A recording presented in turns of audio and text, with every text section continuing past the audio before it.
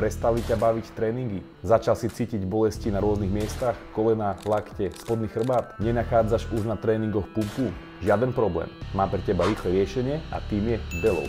Deload je plánovaná aktívna pauza v tréningovom cykle, respektíve medzi mezocyklami, teda mini tréningovými blokmi v tvojom progrese. Počas deloadu znížiš svoj tréningový objem a tréningovú intenzitu po dobu 1 alebo aj 2 týždňov. V podstate budeš pokračovať v rovnakom tréningovom programe ako doteraz, akurát znížiš počty sérií, znížiš počty opakovaní a znížiš si pracovné váhy.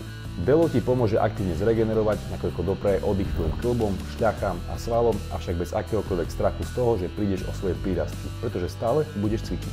Deload takisto sensitizuje svaly, čo znamená, že po jeho dokončení budú tvoje svaly citlivejšie na stimul, čo bude viesť k väčším svalovým prírastkom. Takisto za týždeň budeš schopný uložiť množstvo nadbytočného glykogénu, ktorý sa prejaví v podobe oveľa lepšej pumpy. A taktiež znovu nadobudneš motiváciu cvičiť, pretože z teba opadne centrálna únava naakumulovaná tvrdým tréningom. Deload by si nemal zaradzovať len vtedy, keď cítiš všetky predošle spomenuté symptómy, zaradzovať ho treba pravidelne, čím tvrdšie cvičíš, tým častejšie. Optimum je každých 4, 8 alebo 12 týždňov, alebo vždy, keď ukončíš tréningový program. Ak chceš vedieť, ako presne deloadovať, hoď follow a poskytnem ti presný návod v budúcom videu.